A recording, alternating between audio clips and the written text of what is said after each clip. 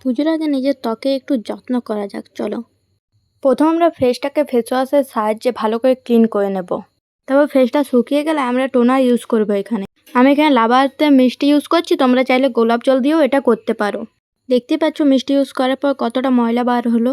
তারপর যে কোনো একটা ময়শ্চারাইজার ক্রিম নিয়ে ফেসটা একটু ভালো করে মাসাজ করবে 2 মিনিট। আমি এখানে নিভিয়া সফট ইউজ করে নিচ্ছি, তোমরা যে কোনো ময়শ্চারাইজার ইউজ করতে পারো। তারপর ইউজ করতে হবে অ্যালোভেরা জেল।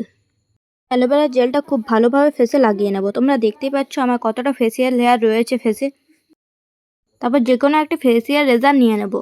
এখানে রেজার ইউজ করতে হবে উপর দিক থেকে নিচের দিকে, নিচের দিক থেকে উপরের দিকে করলে একদম হবে না।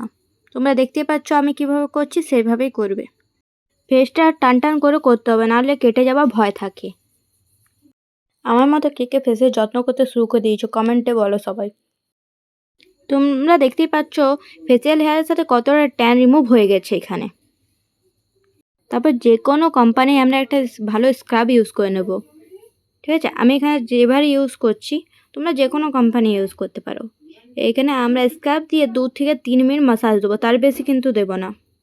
তোমরা তোমাদের সুবিধা মতো মাসাজ করে নিতে পারো যে কোনো স্টেপের সাহায্যে।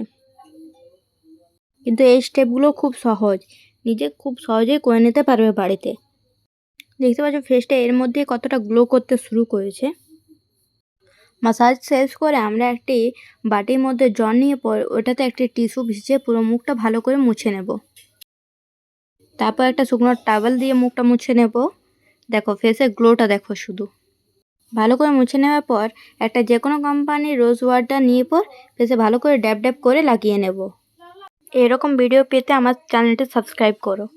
এইভাবে ফেসিয়াল হেয়ার রিমুভ করলে তোমরাও খুব সহজে করে নিতে পারবে বাড়িতে।